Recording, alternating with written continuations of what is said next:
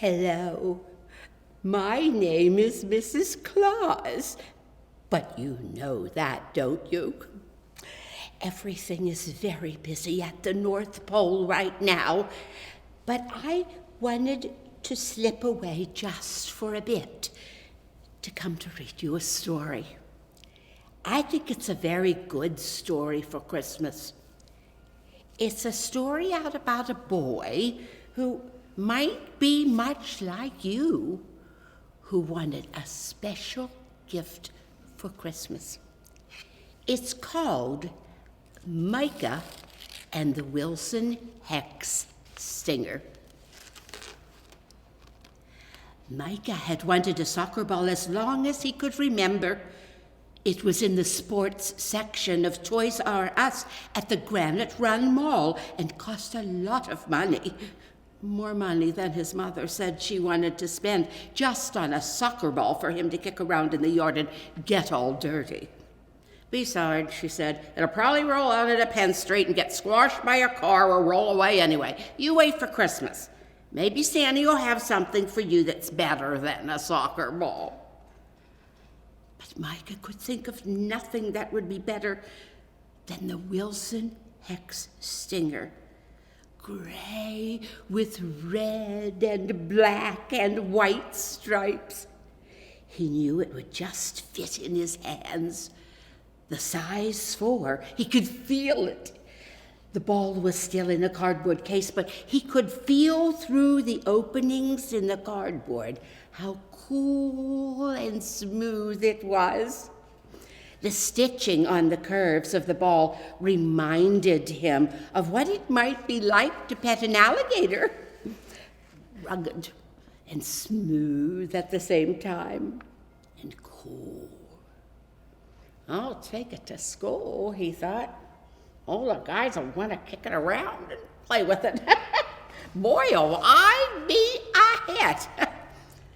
As he looked at the soccer ball, he saw himself running across Patchley Elementary School playground, racing on the bumpy, worn blacktop. Once he had skidded across that blacktop and skinned his knees.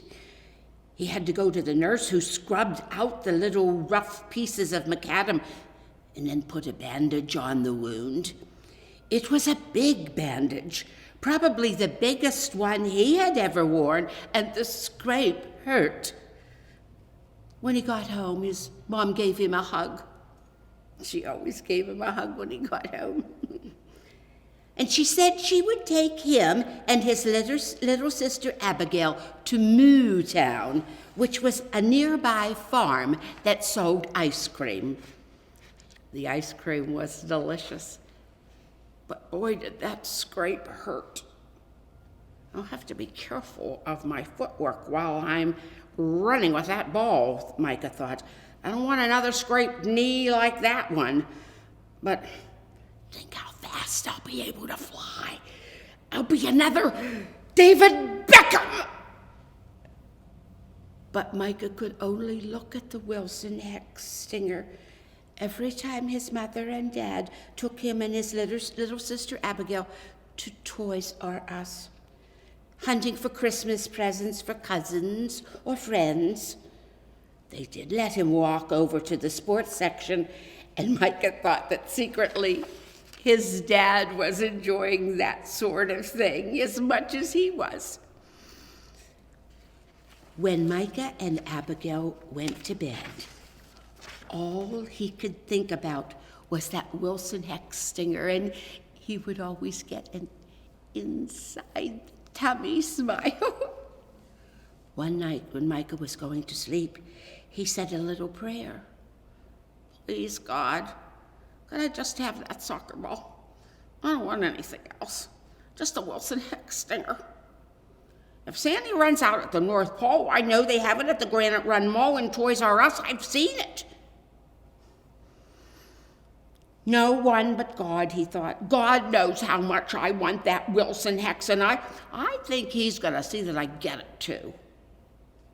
And every night thereafter, when Micah said his bedtime prayers, he always added, please, God, could I have that soccer ball?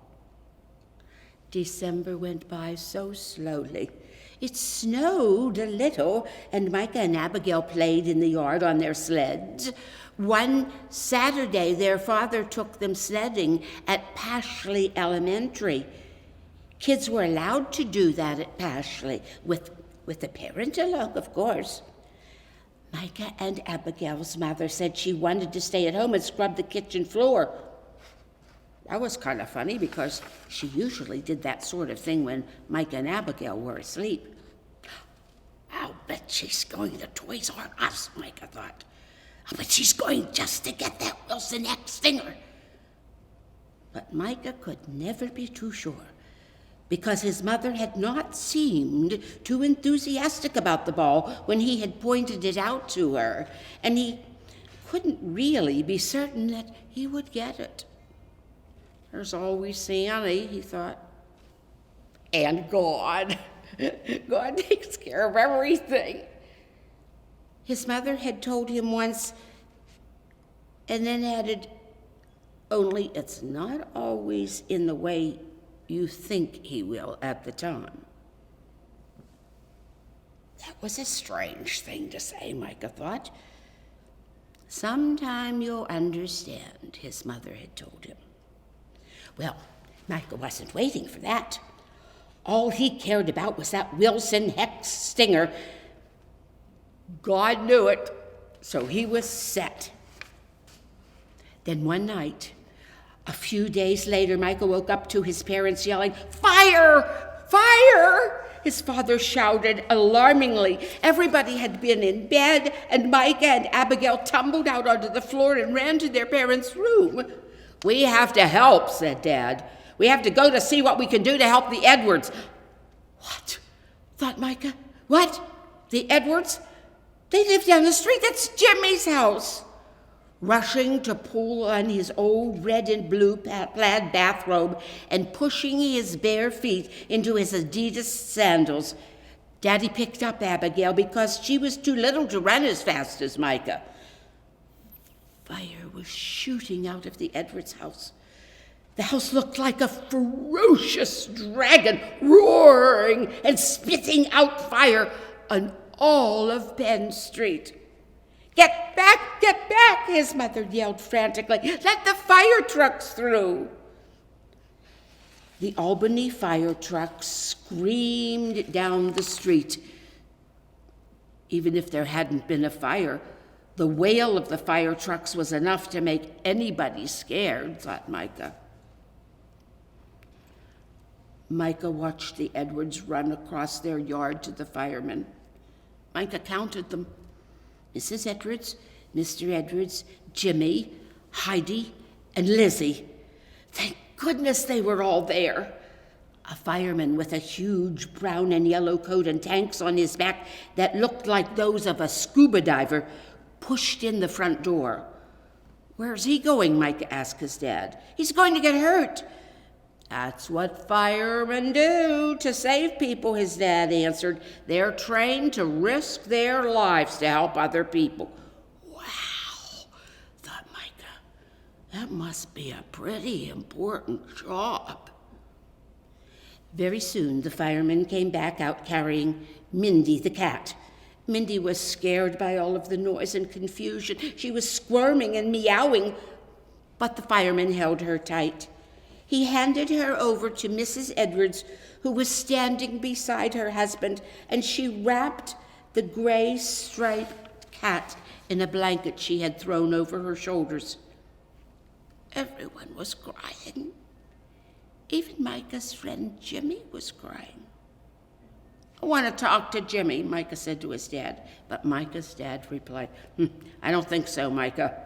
They need to stay together now and make sure everybody is safe. You can talk to Jimmy tomorrow. Within a few hours, the fire was under control. Fortunately, it had not been as bad as everyone had worried it would be in the beginning. A Christmas candle someone had forgotten to put out had fallen over and started the fire in the living room. But the firemen had managed to contain the fire to just a few rooms, and they said as soon as the Edwards got the house cleaned up, they could probably move back in. "Probably even before Christmas," the fire chief said to Mr. and Mrs. Edwards. The next day, all the kids at Pashley Elementary were talking about the fire on Penn Street. Even Miss Ramsey, the first-grade teacher. Jimmy was older than Micah, but he told Micah on the bus ride home that Mr. Wright, his fifth-grade teacher, had let him come to the front of the class and tell the story about the fire to all the other kids in the class. "He asked a lot of questions," Jimmy said. "I talked a long time, but Mr. Wright let me." Jimmy told Micah that his family would have to stay with his mother's sister, his Aunt Jen, for a few weeks until the house could be cleaned up. But they were able to get out some of their clothes and things they would need for the time being. Thankfully, everyone was safe. "There's just one problem, though," Jimmy said to Micah. "A big one. My mother had hid all the Christmas presents in the living room closet, and everything in there was ruined." "What do you mean, your mother?" asked Micah. "Doesn't Santa bring your presents?" Oh, yes," answered Jimmy quickly. But sometimes the elves drop off a few things beforehand, so Sandy doesn't have so much to carry in his sleigh." Said Micah, thinking about what Jimmy had said. In 3 weeks, it was Christmas. Micah and Abigail and their parents went to Zion Lutheran Church for the Christmas Eve service. Micah was a shepherd in the Christmas stories presentation, and Abigail was a sheep. When they came home, they passed the Edwards in their car returning from St. Mary's.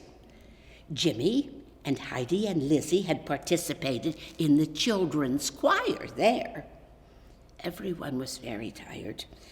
After busy days leading up to Christmas and staying up late for church. But as they always did, the Edwards family came to Micah and Abigail's house for cider and cookies.